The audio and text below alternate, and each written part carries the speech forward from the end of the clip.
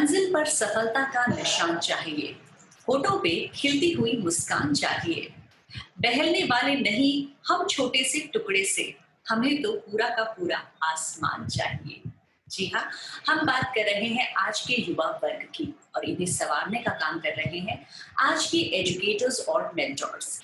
ऐसी ही एक शख्सियत आज यहाँ हमारे साथ मौजूद है, पूजा अग्रवाल। पूजा जी, आपका बहुत बहुत स्वागत है आज यहाँ पर। Thank you so मैं much आपको for बता having दूं me on the show. मैं आपको बता दूं कि पूजा जी है vice president Arya group of colleges, साथ ही साथ है मोटिवेशनल स्पीकर, एक टीवी होस्ट और एक सोशल एंटरप्रेन्योर। पूजा जी, बहुत कुछ है आपकी शख्सियत में खास। तो सबसे पहले आपसे जानना चाहेंगे कि शिक्षा से जुड़ाव के बारे में, कि शिक्षा से जुड़ाव का ये आपका सफर कैसे शुरू हुआ। सबसे पहले आपका बहुत-बहुत धन्यवाद मुझे इस प्लेटफ़ॉर्म पे बुलाने का। ये जो दिया कुमारी जी का इनिशिएटिव है, हमारा राजस्थान सक्षम राजस्थान एक बहुत ही अच्छा इनिशिएटिव है, जहाँ से हम लोग समाज के लोगों को जोड़ सकते हैं और मोटिवेट भी कर सकते हैं और लोगों को एक-दूसरे के बारे में पता चलता है, तो इसी तरीके से एक चेन बनती है पॉज़िटिविटी और ग्रोथ की। और आपने जो मेरे से पूछा कि एजुकेशन का सफ़र इसके लिए मैं ये कहना चाहूँगी कि ये I think I have been blessed that I was born in a family which always laid emphasis on education. मेरे फादर बहुत ज़्यादा एजुकेशन को लेकर अवेयर थे और बहुत जागरूक थे और वो चाहते थे कि उनकी बेटियाँ बहुत आगे तक जाएँ, बच्चे बहुत पढ़ें and that is how I did my company secretary मैंने किया। मैंने लॉ ग्रेजुएशन में टॉप किया, मैं यूनिवर्सिटी टॉपर हूँ, वाइस प्रेज़िडेंट अवॉर्डेड हूँ और उसके बाद मैंने शादी हो गई, तो शादी होकर एक एजुकेशन फैमिली बैकग्राउंड में मैं आई। फिर मुझे रियलाइज़ हुआ कि एजुकेशन को आगे कंटिन्यू करना बहुत ज़रूरी है। उसके बाद मैंने एमबीए किया, पीएचडी करा और एक्टिवली एक एक्टिव मेंबर की तरह एजुकेशनल इंस्टीट्यूशंस में इन्वॉल्व हो गई।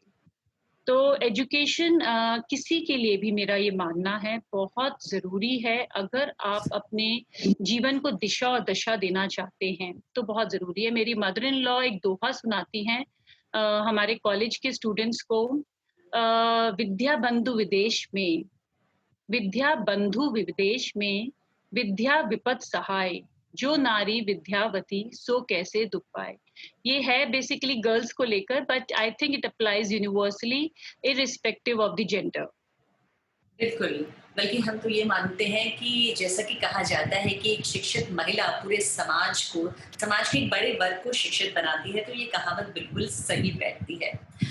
पूजा जी, आपसे आपका शिक्षा से जुड़ाव का ये सफ़र काफ़ी लंबा रहा है, तो बहुत कुछ आपने किया है, बहुत सारी उपलब्धियाँ हैं आपकी, तो इसमें उतार-चढ़ाव भी ज़रूर आए होंगे, मुश्किलें और रुकावटें भी ज़रूर आई होंगी। तो किस तरह से फ़ोकस्ड रखा आपने अपने आप को इस सफ़र के दौरान?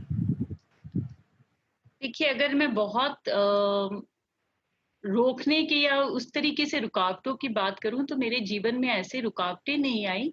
हाँ, पर एजुकेशन को ब्रेक जैसे हम कहते हैं समय-समय पे लगता है। शादी हुई तो शादी होने के टाइम एक ब्रेक लगा।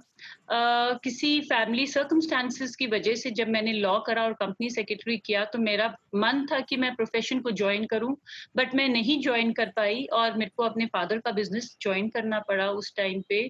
फिर शादी के बाद जब रियलाइज़ हुआ कि ये तो स्ट्रीम ही बदल गई है, अब यहाँ पर मेरी शायद लॉ वाली डिग्री इतनी इम्पैक्टफुल नहीं रहेगी और मुझे आगे और एजुकेशन लेनी होगी, तो मैंने फिर एमबीए और पीएचडी को परस्यू किया।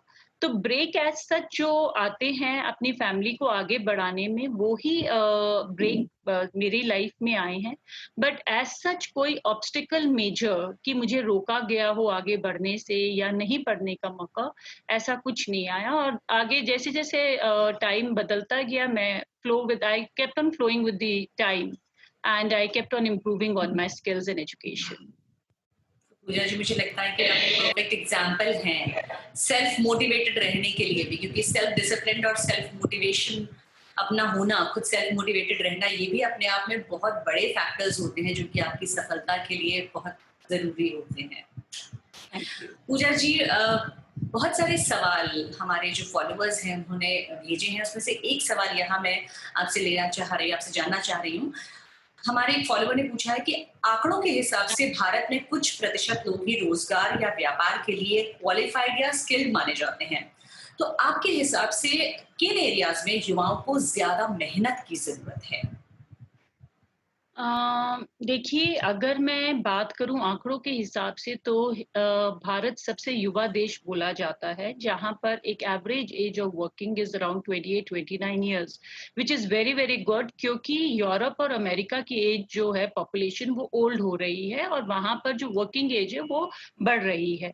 बट अनफॉर्च्यूनेटली अगर हम स्किल्ड मैन पावर की बात करें तो इंडिया का जो रेशियो है वो बहुत कम है। अभी पीछे 2-3 दिन एक पहले सेशन में जब हम डिस्कस कर रहे थे तो किसी ने शेयर किया 56% of the youth is unemployed, पर उसकी हमें 2 वजह मुझे जो लगता है पर्सनली, ये वजह है कि हमें पहले ये देखना है कि जो हम एजुकेशन ले रहे हैं उसका पर्पस क्या है? क्योंकि बहुत से लोग एजुकेशन लेते हैं सिर्फ डिग्री प्रिक्योर करने के लिए। अगर मैंने एक एजुकेशन ली है डिग्री के लिए, तो डेफ़िनेटली वो मेरे स्किल सेट में ऐड नहीं करेगी और आगे जाकर मैं एक productive member of the society नहीं बन सकती। बट अगर मैं अपनी एजुकेशन को इसलिए परस्यू कर रही हूँ कि मुझे आगे जाके फ्यूचर में कुछ बड़ा करना है या कुछ एम्प्लॉयबिलिटी हासिल करनी है, तो वहाँ पर मेरी एजुकेशन मुझे काम करेगी। तो बच्चा किस ऑब्जेक्टिव से जॉइन कर रहा है, वो बहुत ज़रूरी है। और अगर आप स्किल सेट की बात करें, देखिए समय बहुत तेज़ी से बदला है। पिछले 5-10 साल में डिजिटलाइज़ेशन जिस स्पीड से हुआ है, हमें ये रियलाइज़ करना होगा कि कोई भी बच्चा किसी भी फ़ील्ड से हो, चाहे वो मेडिकल हो, चाहे वो इंजीनियरिंग हो, चाहे कॉमर्स हो, आर्ट्स हो, सब बच्चों के लिए कंप्यूटर की नॉलेज एक बहुत बड़ा रोल प्ले करती है। इसीलिए हर बच्चे में डिजिटल स्किल सेट होना बहुत ज़रूरी है, कंप्यूटर savvy होना बहुत ज़रूरी है। अगर वो नौकरी के लिए जाएगा और एम्प्लॉयर को बताएगा कि ये मेरे को आता है, तो नेचुरली उसकी chances of getting the employment बढ़ जाएँगे और अगर वो अपना काम भी करता है, तो भी उसको ये स्किल सेट आनी बहुत-बहुत ज़रूरी है। इसके अलावा जो मुझे लगता है, बच्चे में राइट एटीट्यूड होना बहुत ज़रूरी है। बहुत बारी क्या होता है, हम लोग सुनते हैं, अगर आप इंडस्ट्री से बात करो, तो इंडस्ट्री कहती है कि हमारे पास मैन पावर नहीं है काम करने के लिए। हम हायरिंग करना चाहते हैं, बट लोग नहीं हैं। और अगर आप बच्चे से बात करो, तो वो कहता है नौकरी नहीं है। तो कहीं न कहीं जो बच्चे की और इंडस्ट्री की जो एक्सपेक्टेशंस हैं, एक-दूसरे को लेकर वो मैच नहीं करती हैं।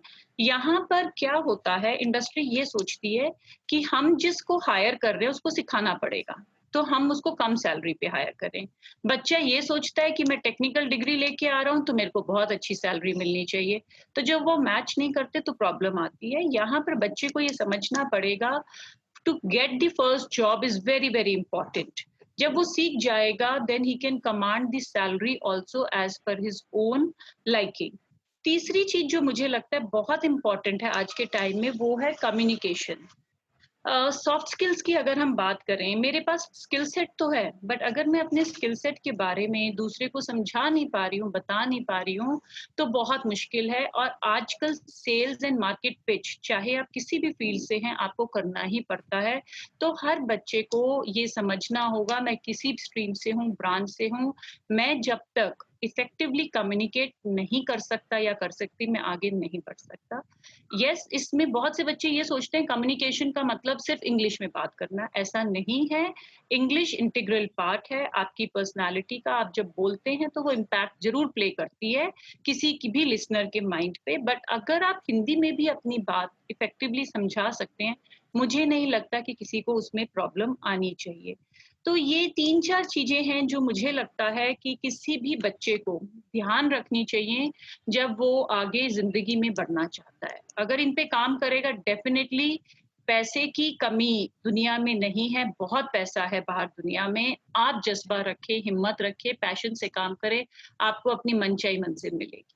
क्या बात है Puja ji, that was a very concise list of the skill sets जो आपने बताई हैं। निश्चित ही बहुत ज़्यादा ज़रूरी है ये सब चीज़ें यूथ के लिए जानना, आज के युवा वर्ग के लिए जानना, अगर वो सफलता पाना चाहते हैं। लेकिन ऐसे में हमारे जो प्रोफेशनल कॉलेजेस हैं, जो कोर्सेज हैं, क्या वो सही तरह से युवाओं को एम्पावर कर पा रहे हैं? इसमें देखिए हमें ये समझना होगा कि जो कोर्स है, जो यूनिवर्सिटी बनाती है, वो बेसिकली बनाती है, मैं इंजीनियरिंग की ज़्यादा इसमें आपको इनपुट दे पाऊँगी, क्योंकि कोर्सेज़ जो बनते हैं वो बहुत डेलिब्रेशन के बाद बनते हैं और उनको सेट करने में टाइम लगता है। और आज पर क्या है, टेक्नोलॉजी इतनी तेज़ी से बदल रही है कि इंडस्ट्री में जो चीज़ की ज़रूरत है, जब तक वो एजुकेशन सेक्टर अडॉप्ट करता है या इम्प्लीमेंट करता है, तब तक वो टेक्नोलॉजी फिर बदल जाती है। तो किसी के लिए भी अगर आप चाहते हो कि आपको कोई भी बच्चा, मैं बच्चे के पॉइंट ऑफ व्यू से बोलूँगी कि अगर वो चाहता है कि सीधा पढ़ाई करते ही मुझे मेरी मनपसंद पैकेज की नौकरी मिल जाए, तो उसको कुछ ना कुछ काम करना पड़ेगा, अपनी रेगुलर डिग्री के साथ-साथ। जैसे ये क्वेश्चन पिछले क्वेश्चन से काफ़ी हद तक रिलेटेड है। बहुत से सर्टिफ़िकेशन कोर्सेज़ होते हैं, टेक्निकल स्किल कोर्सेज़ होते हैं, जिनको उन बच्चों को साथ-साथ करना चाहिए, क्योंकि जब वो करते हैं तो वो इंडस्ट्री रिलेटेड, जो इंडस्ट्री में आज चल रहा है, उस चीज़ को इमीडिएटली सीख लेते हैं और जब वो इंडस्ट्री में जाते हैं और बताते हैं और उनको लगता है कि यस, ये तो आते ही हमारे को कमाऊ-कूद बन गया, तो वो बहुत खुशी-खुशी उसको लेते हैं। दूसरी चीज़ जो मुझे लगता है, बहुत से इंस्टीट्यूशंस करते हैं, वो कैंपस रिक्रूटमेंट ट्रेनिंग प्रोग्राम होता है, जिसमें बच्चे को एक aptitude skill, soft skill, resume writing and technical skill सब पे काम किया जाता है। ये बहुत-बहुत ज़रूरी है। तीसरी चीज़ जो बहुत ज़रूरी है, अगेन द कम्युनिकेशन, पहले हम इसको सॉफ्ट स्किल बोलते थे, बट मेरा मानना है जिस तेज़ी से हम लोग आजकल अपने आप को शोकेस करते हैं, ये लाइफ स्किल बन गई है।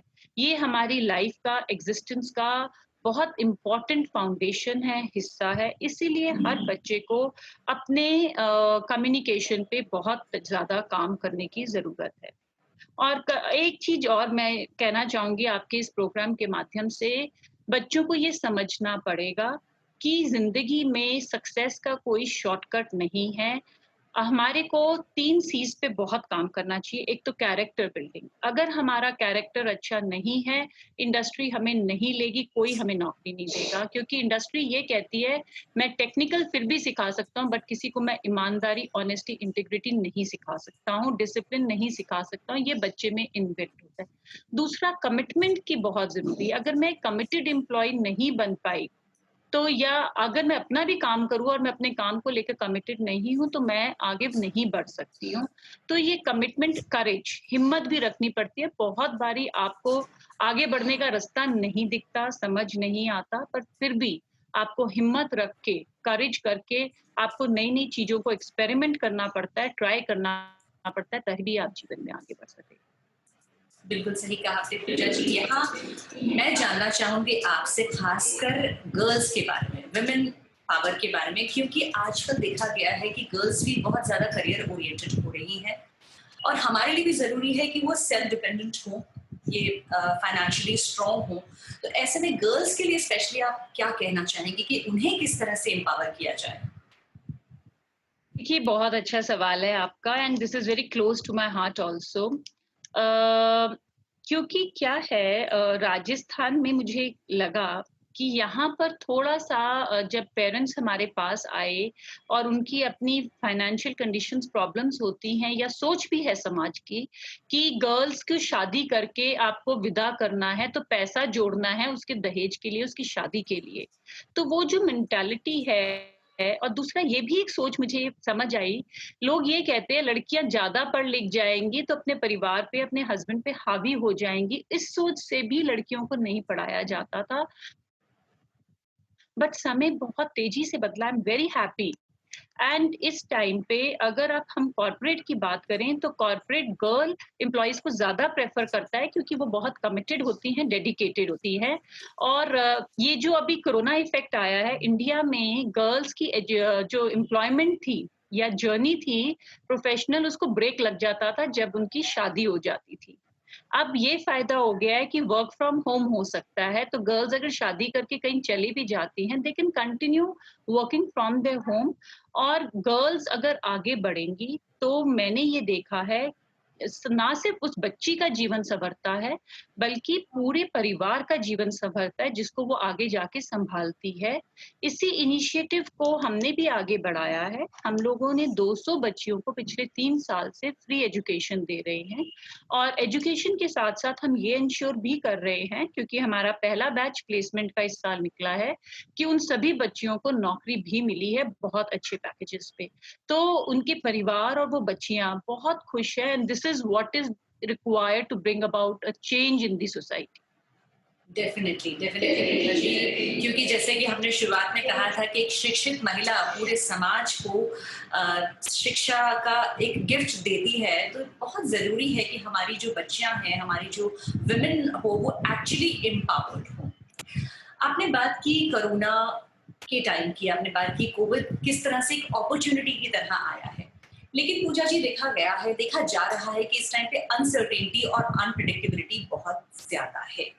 जो हमारे स्टूडेंट्स हैं, स्पेशली अगर हम बात करें इंजीनियरिंग कॉलेजेस की, टेक्निकल कॉलेजेस की या अदरवाइज भी, वो बहुत ज़्यादा एक असमंजसता की स्थिति में है कि आगे उनका भविष्य क्या होने वाला है। तो ऐसे में आप क्या कहना चाहेंगे कि किस तरह से वो अपने आप को फ़ोकस्ड रख सकते हैं? देखिए, मैं ये मानती हूँ कि उनके फ्यूचर लाइफ बहुत बड़ी है। इतनी बड़ी लाइफ में 3-4 महीने का एजुकेशनल ब्रेक ज़्यादा मैटर नहीं करता। पहली बात, जब क्लासेस डिसमेंटल हुई या कोरोना आया, तब बच्चे अपने एग्ज़ाम्स देने वाले थे। वो एग्ज़ाम्स गवर्नमेंट ने उनको ऑटोमैटिकली प्रमोट कर दिया, तो वो जो प्रोसेस उनका एग्ज़ामिनेशन का था, 1.5-2 महीने का प्रोसेस था, वो उसमें ऑलरेडी आगे बढ़ चुके हैं। वहाँ कहीं उनको किसी चीज़ का लॉस नहीं हुआ है। दूसरा, जो क्लासेस हैं, हालात को देखते हुए ज़्यादातर स्कूल्स ने, कॉलेजेस ने, सबने ऑनलाइन क्लासेस का मीडियम अपनाया है और उसके थ्रू वो लोग पढ़ा भी रहे हैं। आगे बच्चों को जितना पॉसिबल मैनर में हो सकता है, टीचर्स पूरी कोशिश कर रहे हैं बच्चों की लर्निंग को कंटिन्यू करने के लिए, तो वो भी कोई ब्रेक नहीं है। दूसरा, हमें इतना ज़्यादा परेशान होने की ज़रूरत नहीं है फ्रॉम द स्टूडेंट पर्सपेक्टिव, कि अगर 4-5 महीने हमने कुछ नहीं किया या हमारी एजुकेशन को ब्रेक लग गया, तो हमें लॉस, बहुत ज़्यादा लॉस है, ऐसा नहीं है। इसमें अगर आप देखें, बहुत से बच्चे कोचिंग करते हैं, 1 साल का ड्रॉप लेते हैं। बहुत से बच्चे 3-4 महीने किसी न किसी तरीके से 1 सेमेस्टर ड्रॉप ले लेते हैं। तो इन चीज़ों का कोई इम्पैक्ट नहीं आएगा, बट येस, अगर ये लॉकडाउन पीरियड बच्चा थोड़ा-सा भी अवेयर है, कॉन्शियस है और अपने फ्यूचर में कुछ करना चाहता है, वो इस टाइम को वेस्ट नहीं करेगा। वो घर पर रहकर ही कुछ ना कुछ, इतने सारे ऑनलाइन कोर्सेज़ और मीडियम्स हैं जिनके थ्रू वो सीख सकता है, अपनी लर्निंग प्रोसेस को आगे बढ़ाता रहेगा। तो जैसे हम कहते हैं, अगर हम वर्क फ्रॉम होम कर सकते हैं, तो I think we can definitely do study from home as well. But ये सारा दामदार एक बच्चे के ऊपर पर्सनली बहुत मैटर करता है, कि वो अपना टाइम जब गैजेट के साथ बिताता है, तो वो यूट्यूब करता है, ऑनलाइन स्ट्रीमिंग्स करता है, नेटफ्लिक्स करता है, फेसबुक करता है, इंस्टा करता है, या उसमें से कुछ टाइम निकाल कर अपने टाइम को एक डिसिप्लिन मैनर में अपने लर्निंग प्रोसेस और अपने एंटरटेनमेंट दोनों के लिए करता है। तो इसमें पेरेंट्स का, फैमिली का भी बहुत रोल है, क्योंकि टीचर्स दूर बैठे हैं, वो ज़्यादा इसमें कुछ नहीं कर सकते। तो ये बच्चे को ही सेल्फ डिसिप्लिन और सेल्फ रेगुलेटरी मोड पे करना होगा, और ये उनको परेशान होने की बिल्कुल ज़रूरत नहीं है। कहीं कोई ब्रेक नहीं लगा, कहीं कोई लॉस नहीं है। They have to stay positive, they have to stay motivated. Life is too big for to be affected by such a small break of 4-5 months. इस समस्या का एक और पहलू है, वो है कि ये वर्चुअल क्लासरूम्स, वर्चुअल लर्निंग, ये जो है बच्चे अपने आप को फोकस्ड और बहुत ज़्यादा इंटरेस्टेड नहीं बनाए रख पाते हैं। और क्योंकि ये पीरियड, लॉकडाउन पीरियड लंबा बढ़ता चला जा रहा है, तो ये काफ़ी मुश्किल हो जाता है। तो ऐसे में क्या कहना चाहेंगी आप कि कैसे बच्चे अपने आप को इंटरेस्टेड बनाए रखें? देखिए, है तो मुश्किल। जितना ये बच्चों के लिए मुश्किल है, उतना ही टीचर्स के लिए मुश्किल है। क्योंकि क्लास में टीचर बच्चे को देखकर समझ जाता है कि बच्चे को समझ आ रहा है, नहीं आ रहा है, वहीं पे क्वेश्चन पूछकर वो मतलब उसको अटेंटिव कर सकते हैं। अब ऑनलाइन में हमें यही नहीं पता चलता कि बच्चा सुन रहा है, नहीं सुन रहा है, सो रहा है, लॉगिन करके क्या कर रहा है। तो बच्चों को ये समझना होगा कि इस टाइम पे रेगुलेटरी, अगर सेल्फ डिसिप्लिन की बात करें तो वो अपने खुद के टीचर खुद हैं। उनको अपना बिहेवियर खुद मॉनिटर करना है कि अगर मेरी क्लास चल रही है, क्योंकि थ्योरी तो देखिए सारे स्कूल्स, कॉलेजेस ऑनलाइन मीडियम से पढ़ा रहे हैं, आगे बढ़ा रहे हैं। तो थ्योरी तो आगे बढ़ ही जाएगी, पर इसमें बच्चा कितना ईमानदार है उस थ्योरी को सीखने में, पढ़ने में, ये बहुत मैटर करता है। येस, प्रैक्टिकल्स का जो लॉस है, क्योंकि प्रैक्टिकल के बिना, मैं अगर इंजीनियरिंग की बात करूँ, किसी भी प्रैक्टिकल के बिना इंजीनियरिंग की पढ़ाई पूरी नहीं हो सकती। जैसे ही लॉकडाउन खुलेगा, हर इंस्टीट्यूशन सबसे पहले प्रैक्टिकल्स कराएगा और उस प्रैक्टिकल के दौरान उस थ्योरी को भी रिपीट करने की कोशिश करी जाएगी, जो कि बच्चों को ऑनलाइन मीडियम से पढ़ा दी है। अब बच्चा कैसे अपने घर पे बैठे, अगर आप मेरे से पूछे तो मैं तो 2-3 सिंपल चीज़ें जो मैं अपने बच्चों को भी बोलती हूँ कि भैया कॉपी पेन से लेके बैठा करो। This is the simplest way. Whatever is being taught, make a note of it. जब आप लिखते हैं तो आप मेंटली भी प्रेजेंट रहते हैं और आपका डेटा भी कंसोलिडेट होता है। आप उसको कभी भी रिवाइज करेंगे तो आपके लिए एक हैंडी इंफॉर्मेशन रहती है। और बच्चे को थोड़ी-थोड़ी देर में देयर आर मेनी वेज, जैसे आप पानी खूब पिएँ, नींद आ रही है, आईज़ को थोड़ा-सा रिलैक्स करें। ये बहुत सारे तरीके हैं जिससे बच्चे अपने आप को रख सकते हैं। येस, कंटिन्यूअस स्क्रीन देखने से दिक्कत होती है, बट मैं ये मानती हूँ जब वो 3 घंटे एक पिक्चर देख सकते हैं, तो क्लास भी अटेंड कर सकते हैं। तो इसमें सबसे बड़ा रोल ऑनलाइन क्लासेस में बच्चे की ईमानदारी का रहेगा। और इसमें चैलेंज भी यही है एजुकेशन इंडस्ट्री के लिए इस टाइम पे, कि 20 से 25% बच्चा हर जगह ईमानदारी से इन क्लासेस को ले रहा है और आगे बढ़ रहा है। बट एवरेज बच्चा जो है वो थोड़ा-सा इसको डाइल्यूट कर देता है अपने इस लर्निंग प्रोसेस से, जिससे उनपे इम्पैक्ट आएगा आगे जाकर। बिल्कुल। पूजा जी, बातें तो शायद बहुत सारी हैं जो हम आपसे और जानना चाहेंगे, लेकिन समय हमें शायद इजाज़त नहीं दे रहा है इस चीज़ के लिए। लेकिन फिर भी आपने जो कुछ हमें बताया वो बहुत ही जानकारी बहुत ज़रूरी थी हम सब के लिए। अब जाते-जाते आपसे चाहेंगे कि हमारे इस इनिशिएटिव, प्रिंसेस दिया कुमारी के इस इनिशिएटिव हमारा राजस्थान सक्षम राजस्थान के माध्यम से आप हमारे व्यूअर्स को कुछ संदेश ज़रूर दें। देखिए, सबसे पहले तो मैं प्रिंसेस दिया कुमारी जी को थैंक यू कहना चाहूँगी। This is a very good initiative जो उन्होंने सोचा, क्योंकि ये जो नाम आपने रखा है हमारा राजस्थान सक्षम राजस्थान, ये नाम अपने आप में बहुत अच्छा है। ये हमारा राजस्थान जो है वो एक बॉन्डिंग की फीलिंग देता है, आपको अपनी रूट से कनेक्ट करने की फीलिंग देता है। और राजस्थान का जो है हिस्ट्री है, हेरिटेज है, वो बहुत एनरिच्ड है। पूरी दुनिया इसको मानती है और मानती है। और जो सक्षम राजस्थान है, पहले ये सोचा जाता था कि राजस्थान में बिज़नेस नहीं है इतना, पर ऐसा नहीं है। अगर हम देखें, Rajasthani I think are the best entrepreneurs world over. Marwari कहते हैं आपको कहीं भी मिल जाएँगे और हर जगह they are running successful businesses. और इस सक्षम राजस्थान के थ्रू यहाँ पर जो लोग हैं, वो क्या कर रहे हैं, अपने एक्सपीरियंसेस को शेयर करने के लिए एक प्लेटफ़ॉर्म जो मिल रहा है, वो बहुत अच्छा है।